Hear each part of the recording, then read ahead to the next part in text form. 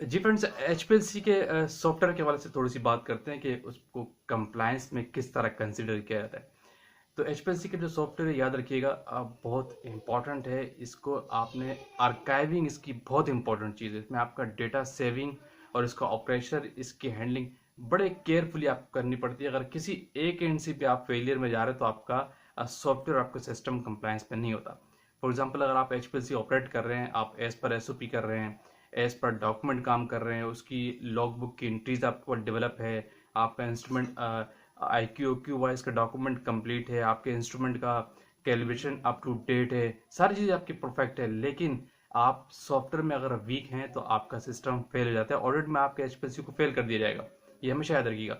वो इस लिहाज से कि जो एचपीएलसी पे सॉफ्टवेयर होता है, उस पर सबसे इंपॉर्टेंट चीज़ है एनालिस्ट के राइट्स, उस पर एनालिस्ट की आईडी।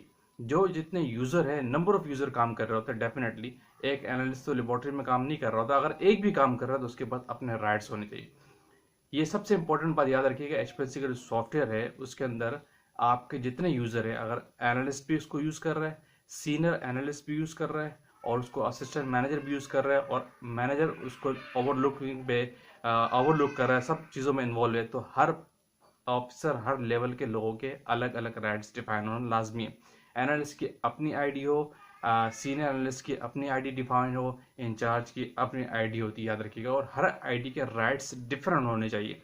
ऐसा नहीं कि हर एक को सेम राइट्स हो, क्योंकि किसी हर राइट पे डिफरेंट डिफरेंट तरीक़ेकार होते हैं, कीवर्ड्स दिए जाते हैं। तो ये सबसे इम्पोर्टेंट है कि आप एचपीएलसी को जब लॉगिन करते हैं या स्टार्ट करते हैं तो बेस्ट प्रैक्टिस यही है, रिकमेंडेशन यही है, ऑडिट की और ड्रैप की रिक्वायरमेंट ये है, जो भी यूज़र है वो उसको अपनी आईडी से लॉगिन करेगा। ऐसा नहीं है कि कोई भी आया और एचपीएलसी के प्लग इन किए और एचपीएलसी ऑन हो गया, इस्तेमाल करने लग गया, उस पर कोई आईडी किसी की डेवलप नहीं है। अगर ये चीज़ नहीं है तो आपका सॉफ्टवेयर फेल है। हमेशा याद रखना कि एचपीएलसी के अंदर आपके लोगों के राइट्स डिफाइन हो। एनालिस्ट के राइट्स कुछ और होते हैं, वो इंटीग्रेशन कर सकता है, मेथड क्रिएट नहीं कर सकता। इंचार्ज के पास राइट्स होता है कि वो मेथड क्रिएशन कर सकता है। मैनेजर के पास उससे ऊपर के राइट्स, जो एडमिन होता है उसके पास कुछ और होते हैं कि वो मेथड डेवलपमेंट के साथ साथ, मेथड क्रिएशन के साथ साथ वो जो क्रोमोडोग्राम के सेटिंग्स के राइट्स होते हैं वो उसके पास होते हैं। इसीलिए ये रखा जाता है ताकि एक तो ट्रेसेबिलिटी हो, किसने काम काम किया है, और दूसरा हर एक का एक्सेस हर जगह पे नहीं होना चाहिए, क्योंकि हर बंदे का एक लेवल होता है। एनालिस्ट का लेवल कुछ और है, इंचार्ज का लेवल कुछ और है, और मैनेजर का लेवल या लेवल कुछ और होता है। तो उनकी एक्सेसिबिलिटी भी अलग अलग होती है। तो इसीलिए ये राइट्स रखे जाते हैं। अगर ये राइट्स भी डिफाइन नहीं है, चाहे आपने आईडी भी बना दी है, लेकिन राइट्स भी डिफाइन नहीं है, तो भी आप गलत जा रहे हैं।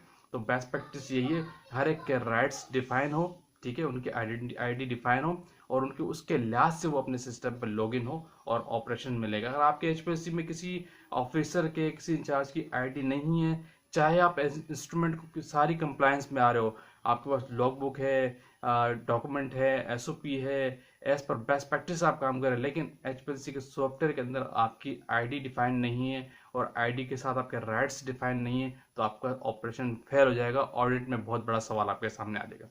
तो याद रखिएगा, जब भी आप एचपीएलसी पे आप जहाँ भी यूज़ कर रहे हैं, जिस लेबोरेटरी के अंदर है, सबसे पहले चेक कीजिए कि आपके पास उसकी आईडी डिफाइन है या नहीं, और दूसरा, उस आईडी के साथ आपके राइट्स होना लाजमी है। आएंगे किसी और टेक्निकल बात के साथ। Thank you for watching. अल्लाह हाफिज़।